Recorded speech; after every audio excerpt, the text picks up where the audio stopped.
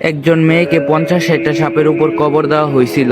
1986 সালে এক পত্রিকায় সেই মায়ের লেখা চিঠিটি প্রকাশ পায়। তিনি লিখেছেন, আমার বড় মেয়ে কিছুদিন আগে মারা গেছে।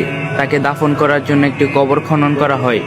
সেখানে 50-60টি সাপ কিলবিল করছে। ওই অবস্থা দেখে আরো 2-3টা কবর খনন করা হয়, কিন্তু প্রতিটা কবরে সাপ দেখা যাচ্ছিল। তারপর সকলের সাথে পরামর্শ করে ওই সাপের উপরই কবর দেওয়া হয়েছিল।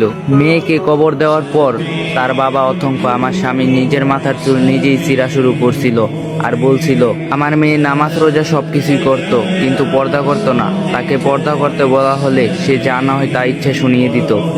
এক কথায় আমি ছিলাম ব্যর্থ বাবা। অথচ আজ সে কবরের ধনুকের ন্যায় বেঁকে আছে। 1414 হিজরি শ্রাবণ মাসে আমার এক বন্ধু সে আমাকে জানালো কারগঙ্গি এলাকার এক ঘটনা।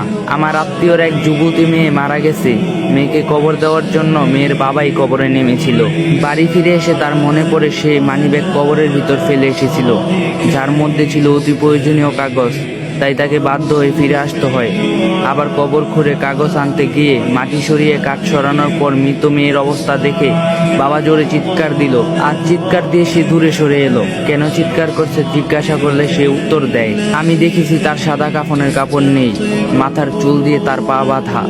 ভয়ঙ্কর কিছু কিছু ন্যায় প্রাণী তাকে গ্রাস করে সারা দেহ লেপ্টে আছে। তারপর মেয়েটির ব্যাপারে খোঁজ নিলাম, জানা গেল না তার কোনো খারাপ দিক। শুধু তার বাবা মা বলেছিল তাদের সন্তান ফ্যাশন প্রিয় ছিল, সে কখনোই পর্দা করেনি।